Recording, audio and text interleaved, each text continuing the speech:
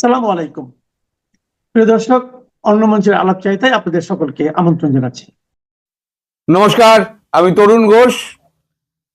Bharat America যৌথভাবে 10 বছরের একটি চুক্তি করতে চলেছে।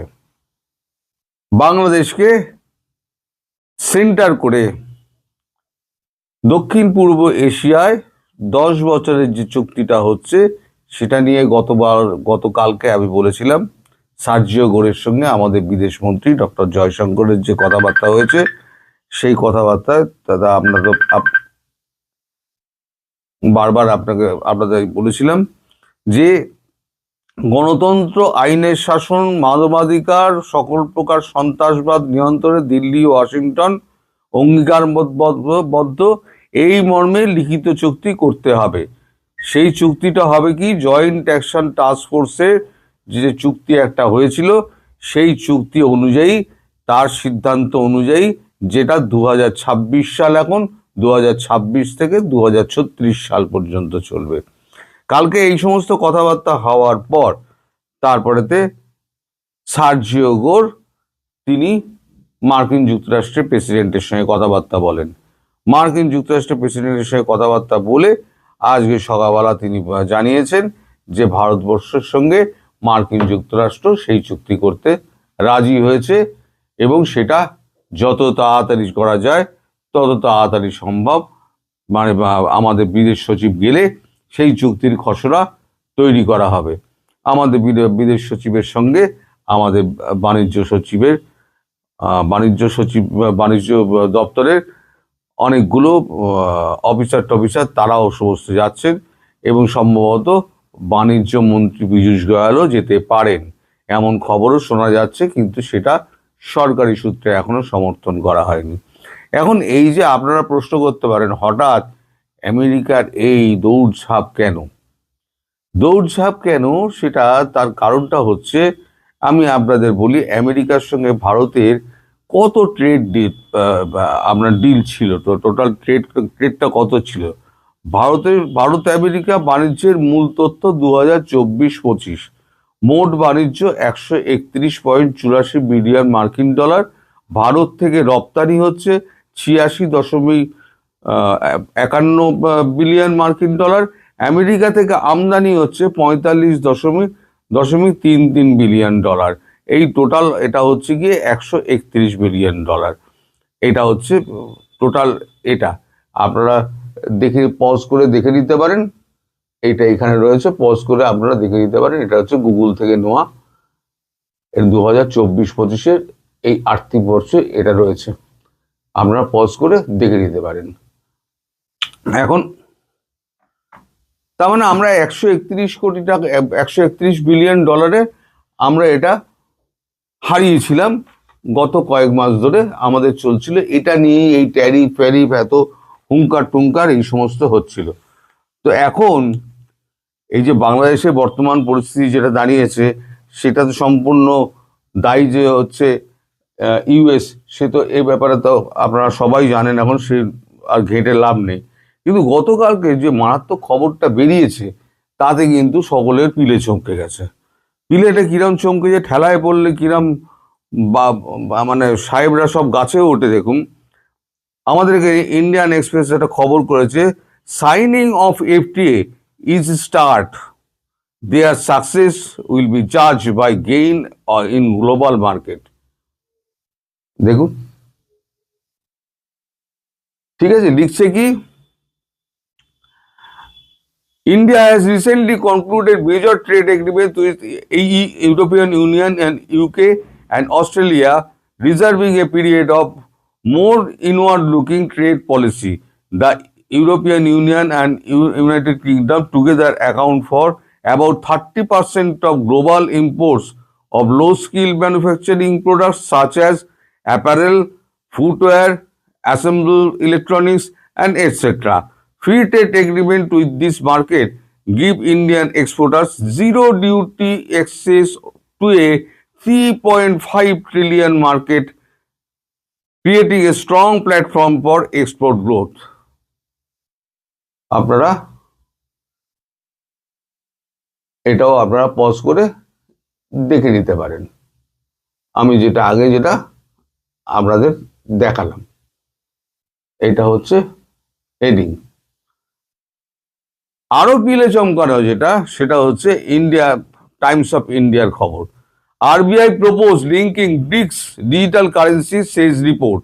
The Reserve Bank of India has recommended that a proposal to link central bank digital currencies to placed on the agenda in the 2026 যে আমাদের ব্রিক্স সামিট হতে যাচ্ছে, সেই ব্রিক্স সামিটে এটা হতে যাচ্ছে। এটা হচ্ছে টাইমস অফ ইন্ডিয়ার খবর। আরবিআই যেটা ব্রিক্সের জন্য অনুমোদন করছে ব্রিক্সের কারেন্সি হিসেবে। তাহলে এই যে খবরগুলো সব যদি আপনি টোটাল যদি এক জায়গায় করেন, তাহলে দেখবেন যে আমেরিকার এই গোয়ার্তুমির জন্য, মালিকের এই গোয়ার্তুমির জন্য মাত্র 131 বিলিয়ন মার্কিন ডলারের একটা বাজারের, তার মধ্যে আমেরিকা কত দিচ্ছে, ভারত কত দিচ্ছে, সেটা নিয়ে আপনার ডিটেলস দিলাম। এইটুকুর জন্য তিনি এত ট্যারিফের হুঙ্কার টুঙ্কার দিয়ে আলটিমেটলি হলো কি, ভারতের হাতে এসে পৌঁছালো 3.5 ট্রিলিয়ন মার্কিন ডলারের একটা বাণিজ্য চুক্তি। তাহলে জিতটা কার হলো, হারটা কার হলো? এখন যখন ইউকে হাত থেকে বেরিয়ে গেল, ইউরোপিয়ান ইউনিয়ন হাত থেকে বেরিয়ে গেল, অস্ট্রেলিয়া বেরিয়ে গেল, আচ্ছা আইসল্যান্ড, সুইজারল্যান্ড এরা কিন্তু ইউরোপিয়ান ইউনিয়নের মধ্যে নয়, এদের সঙ্গে কিন্তু আলাদা করে হয়ে গেছে, ডিল হয়ে গেছে, ট্রেড ডিল হয়ে গেছে, সেগুলো আপনাদের বলা হয়নি, এগুলো কিন্তু আলাদা ডিল হয়ে গেছে। মোটামুটি কানাডার সঙ্গে এখন বাকি আছে, কানাডা এখন আসছে, ওই মার্কনি না কি যেন ওনার নামটা, তিনি আসছেন, ওনার প্রধানমন্ত্রী বা প্রেসিডেন্ট কেউ হবে, উনি আসছেন। উনি চায়নার সঙ্গেও একটা ডিল করবেন, ইউকে আবার চায়নার সঙ্গে ডিল করছে। মানে ট্রাম্প যে জিনিসটা করেছেন, মালিক, আমি মালিকের সঙ্গে ইউনুসের খুব একটা তফাৎ দেখি না। ইউনুস কি করেছে, ইউনুস করেছে সারা বিশ্ব থেকে বাংলাদেশকে আলাদা করে দিয়েছে। পাসপোর্ট দেখুন, ও বলেছিল সারা বিশ্ব বাংলাদেশের গায়ে ছুটে আসবে, সারা বিশ্ব বাংলাদেশকে আলাদা করে দিয়েছে, উল্টো কেস হয়ে গেছে। আর ট্রাম্প মালিক আমাদের সবাইকে শাসাতে গিয়ে, হাত পাকিয়ে মাস্তানি করতে গিয়ে, ট্যারিফের ধমকি দিয়ে তিনি সারা বিশ্ব থেকে একলা হয়ে গেছেন। এখন টনক নড়েছে যে সব তো আমার হাত থেকে চলে গেল, তার রইলটা কি? বেড়ালে তো সব মাছ খেয়ে গেছে, এখনো যদি এই বসে থাকি তাহলে কাঁটাটাও জুটবে না। ফলে এখন তড়ি ঘড়ি কি করে ভারতকে সন্তুষ্ট করা যায় এবং ট্রেড ডিলটাই করা যায় সেই ব্যবস্থা করা হচ্ছে। যদিও এখনো এই ট্রাম্পকে বাঁচানোর জন্য যারা রিপাবলিকান যারা এই রয়েছে, সদস্য রয়েছে, তাদের মধ্যে কিন্তু ট্রাম্প সমর্থক রয়েছেন, তারা বিভিন্ন পত্রিকাকে ম্যানেজ করে ট্রাম্পের সমর্থনে নানান রকম খবর টবর বার করছে, যেগুলো কিছুটা ভারতের পক্ষে, আবার ভারতের নিউট্রাল একটা খবর তৈরি করে ট্রাম্পকে বাঁচিয়ে দেওয়ার চেষ্টা করা হচ্ছে, যেন যা ট্রাম্পই সমস্ত কিছু করছে ভারত যেন নিমরাজি। যেমন ভারত তেল কেনা কম করে দিচ্ছে রাশিয়া থেকে, ভেনেজুয়েলা থেকে তেল কিনবে, এই সমস্ত রিপোর্টস রয়টার্স যেগুলো সেগুলো সম্পূর্ণ হচ্ছে বিভ্রান্তিকর বলে আমাদের বিদেশমন্ত্রী এবং বাণিজ্য মন্ত্রী এই দুটোকে নস্যাৎ করে দিয়েছেন। এই রিপোর্টগুলোকে বলেছেন আমরা রাশিয়া থেকে এক ফোঁটাও তেল কিনি। হ্যাঁ, তেল কমানো হয়েছে, কারণ যেহেতু শীতকাল, এখন আমাদের বাড়িতে এসি চলে না, গাড়িতে এসি চলে না, এবং অন্যান্য কলকারখানা এসিগুলো চলে না বলে আমাদের এখানে এসির কি বলে তেলের কনজামশনটা, পেট্রোলের কনজামশন, ডিজেলের কনজামশনটা কম আছে। ওই কারণে এই শীতকালে একটু কম হয়, আবার গরমকাল এলে পরে ওই যে 10 মিলিয়ন ব্যারেল যেটা কম আসছে ওইটা আবার উঠে যাবে। কারণ এত ধমকের মধ্যেও যখন রাশিয়া থেকে তেল কেনা ভারত বন্ধ করেনি, 50% ট্যারিফ বসানো সত্ত্বেও বন্ধ করেনি, এখন সব শেষের দিকে যখন আমাদের বিকল্প বাজার খোঁজা হয়ে গেছে, আমাদের প্রিটেড এগ্রিমেন্ট হয়ে গেছে, তখন কেন আমরা কোন যুক্তিতে রাশিয়া থেকে আমরা তেল কেনা বন্ধ করব? একটা যুক্তি থাকবে তো, তেল কেনা বন্ধ করব। ফলে এই সমস্ত ঘটনার মধ্যে পুরোটা জড়িয়ে রয়েছে বাংলাদেশ। আর ইউনূস সে বাঁচার জন্য কিন্তু সার্জিও গোরকে জ্বালিয়ে মারছে, দিন রাত ফোন করছে।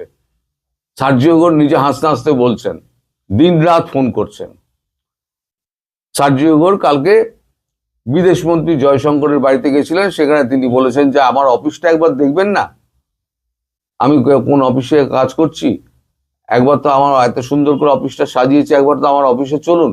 কিন্তু বিদেশমন্ত্রী তো আর একজন রাষ্ট্রদূতের অফিসে যেতে পারেন না। কিন্তু প্রথা ভেঙে তিনি বলেছেন ঠিক আছে আমি যাব। উনি বললেন তাহলে আপনার গাড়িতে আমি যাব। মানে খিচবেড়ি ফটো ট্রাম্পের কাছে গিয়ে পৌঁছাবে যে এটা যে একদম বিদেশমন্ত্রীর সঙ্গে আমি গাড়িতে করে আমার রাষ্ট্রদূতের ভবনে আমি যাচ্ছি। তার মানে ভারতবর্ষে বিদেশমন্ত্রীর সঙ্গে আমার সখ্যতা এমন জায়গায় আমি পৌঁছে গেছি, যেটা দিয়ে একটা ট্রাম্পকে একটা নিজের বার্তা পৌঁছানোর ব্যাপার আছে, সেটাতে তার ওজন বাড়বে। যে যার ধান্দায় আছে আর কি, বুঝতে পারছেন? ট্রাম্প এখন নিজে বাঁচার চেষ্টা করছেন।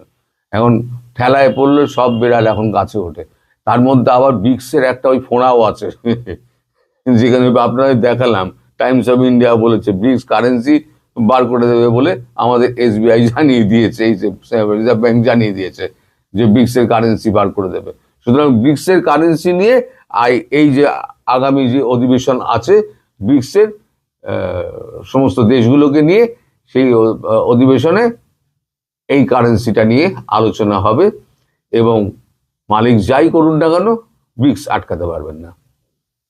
আর এখানে ইউনূসের দন্তপাটি উৎপাদনের সমস্ত ব্যবস্থা মেটিকুলাস ডিজাইন আমরা করি না, আমরা যা করি খোলাখুলি করি, মেটিকুলাস ডিজাইনের মধ্যে যায় না। উনি মেটিকুলাস ডিজাইন করে হয়তো উনি ক্ষমতায় ভোট টোট করাতে পারেন, হ্যাঁ ভোট করাতে পারেন, কিন্তু যত ভোট করাবেন না উনি তত বেশি গাড্ডায় পড়বেন, উনি মরবেন নিজের গাড্ডায় নিজে পড়ে।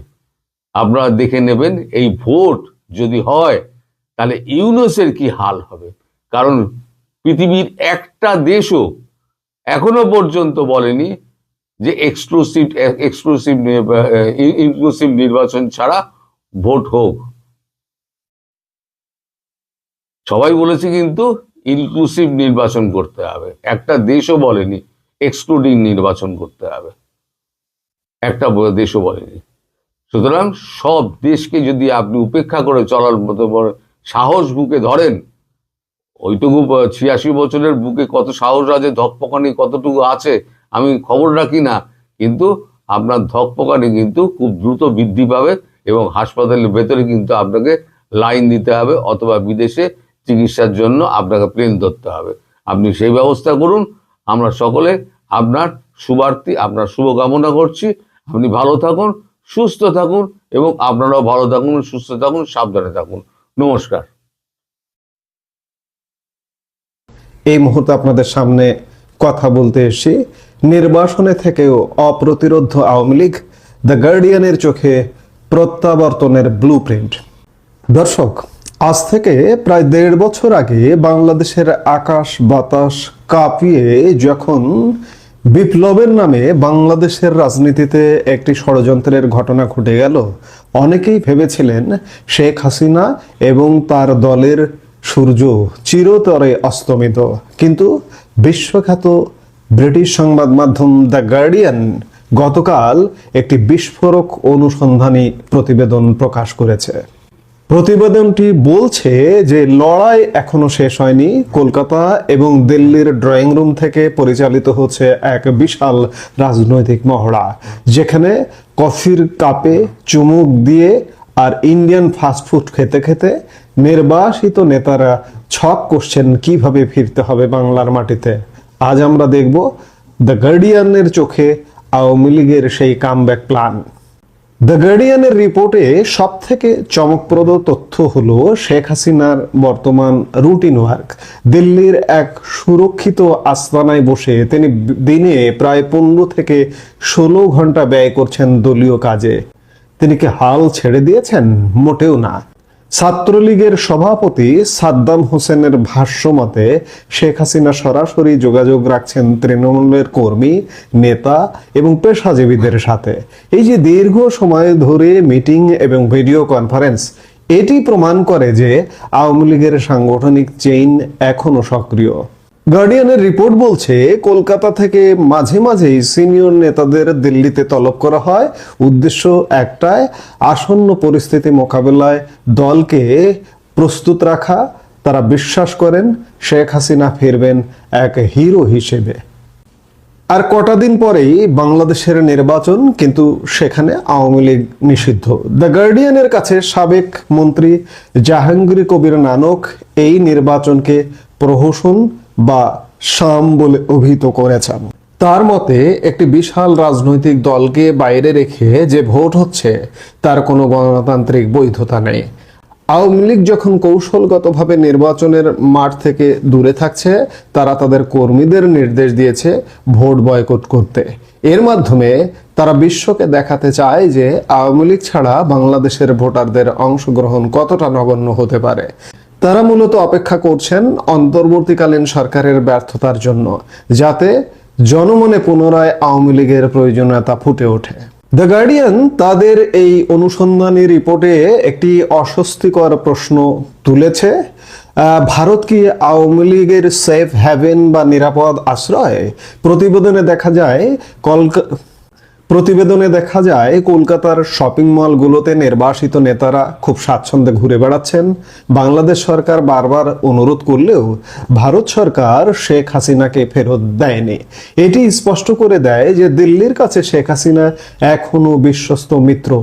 এই ভারতীয় সমর্থনই আওয়ামী লীগের নেতাদের আত্মবিশ্বাস যোগাচ্ছে যে তাদের বিচার বা নির্বাসন দীর্ঘস্থায়ী হবে না। প্রতিবেদনে একটি বিরল ঘটনাও দেখা গেছে, ভুল স্বীকার। সাবেক এমপি তানভীর শাকিল জয় স্বীকার করেছেন যে অতীতে তারা ফেরেশতা ছিলেন না। 2018 সালের নির্বাচন যে পুরোপুরি স্বচ্ছ ছিল না তা তিনি অকপটে স্বীকার করেছেন। পাশাপাশি দুর্নীতি ও অর্থ পাচারের অভিযোগগুলোকেও তিনি উড়িয়ে না দিয়ে বরং অনিয়ম হিসেবে মেনে নিয়েছেন। এটি একটি বড় রাজনৈতিক চাল। আওয়ামী লীগ এখন চেষ্টা করছে নিজেদের ভুলগুলো স্বীকার করে জনগণের কাছে একটি রিফর্ম বা সংস্কারকৃত দল হিসেবে উপস্থাপন করতে। তারা এখন মানবাধিকার, বাক স্বাধীনতা এবং বিচার বিভাগের স্বাধীনতার কথা বলছে, যেগুলো একসময় তাদের শাসনের বিরুদ্ধে তোলা অভিযোগ ছিল। দ্য গার্ডিয়ান বলছে ডক্টর ইউনূসের অন্তর্বর্তীকালীন সরকারও এখন কঠিন সমালোচনার মুখে। মব ভায়োলেন্স, সাংবাদিকদের উপর হামলা এবং আইন শৃঙ্খলা পরিস্থিতির অবনতি আওয়ামী লীগকে সুযোগ করে দিচ্ছে। দলটির নেতারা মনে করছেন পরিস্থিতি যত খারাপ হবে মানুষ তত বেশি তাদের আমলের স্থিতিশীলতার কথা মনে করবে। তাদের পুরো কামব্যাক প্ল্যান দাঁড়িয়ে আছে বর্তমান সরকারের সম্ভাব্য ব্যর্থতার ওপর। তারা বিশ্বাস করেন অন্ধকার দিন খুব দ্রুতই কেটে যাবে। আওয়ামী লীগের যুগ্ম সাধারণ সম্পাদক আ.ফ.ম. বাহাউদ্দিন নাসিম বর্তমানে দলটির সাংগঠনিক ভিত পুনর্গঠনে পর্দার আড়ালে থেকে বড় ভূমিকা পালন করছেন। কলকাতা ও দিল্লির নেতাদের মধ্যে সমন্বয় এবং তৃণমূলের সাথে যোগাযোগ রক্ষায় তিনি অন্যতম প্রধান স্তম্ভ। গার্ডিয়ানের তথ্য অনুযায়ী তার মতো সিনিয়র নেতাদের লক্ষ্য এখন স্পষ্ট, দলের ভেতরে কোনো ভাঙ্গন ধরতে না দেওয়া। বাহাউদ্দিন নাসিম এবং অন্যান্য সিনিয়র নেতারা তাদের বক্তব্য যে বিষয়গুলো হাইলাইট করেছেন তা হলো, তারা মনে করেন যে আওয়ামী লীগ নেতাদের বিরুদ্ধে আনা মানবতা বিরোধী অপরাধ বা দুর্নীতির মামলাগুলো রাজনৈতিক উদ্দেশ্য প্রণোদিত এবং আন্তর্জাতিক মানদণ্ডহীন। বাহাউদ্দিন নাসিম নিয়মিতভাবে ডিজিটাল প্ল্যাটফর্ম ব্যবহার করে জেলা ও উপজেলা পর্যায়ের নেতাদের নির্দেশ দিচ্ছেন ধৈর্য ধরার এবং সাধারণ মানুষের পাশে থাকার জন্য মানসিকভাবে প্রস্তুত থাকতে বলছেন। তার মতে দেশের 1/3 মানুষের সমর্থনপুষ্ট দলকে বাইরে রেখে বাংলাদেশে কোনো টেকসই গণতন্ত্র সম্ভব নয় এবং এই যে নির্বাচনটি হচ্ছে সেই নির্বাচনটিও কোনোভাবেই টেকসই হবে না। নেতারা বোঝাতে চাইছেন যে আমরা পালিয়ে যাইনি, আমরা কৌশলগত কারণে নিরাপদ দূরত্বে আছি যাতে কর্মীরা দিক নির্দেশনা পায়। যারা আজ গণতন্ত্রের কথা বলছেন তারা একটি জনপ্রিয় দলকে নিষিদ্ধ করে নিজেরাই স্বৈরতান্ত্রিক আচরণ করছেন। ইতিহাস সাক্ষী আছে, আওয়ামী লীগকে যতবার নিশ্চিহ্ন করার চেষ্টা করা হয়েছে তারা ততবারই শক্তিশালী হয়ে ফিরে এসেছে। দ্য গার্ডিয়ানের এই বিশদ প্রতিবেদন আমাদের সামনে একটি কঠিন সত্য তুলে ধরেছে যে রাজনীতিতে কোনো কিছুই চিরস্থায়ী নয়, আবার কোনো কিছুই শেষ কথা নয়। আজ থেকে 1.5 বছর আগে যে দলটিকে ধ্বংসস্তূপ মনে করা হয়েছিল সেই আওয়ামী লীগ আজ সীমানার ওপার থেকে অত্যন্ত সুসংগঠিতভাবে ঘুরে দাঁড়ানোর ছক কষছে। একদিকে শেখ হাসিনার 16 ঘন্টা বিরামহীন কর্মযজ্ঞ, অন্যদিকে বাহাউদ্দিন নাসিম, জাহাঙ্গীর কবির নানক বা সাদ্দাম হোসেনদের মতো নেতাদের হার নামানো মানসিকতা। সব মিলিয়ে আওয়ামী লীগ একটি বার্তায় দিতে চায়, আমরা ফুরিয়ে যাইনি।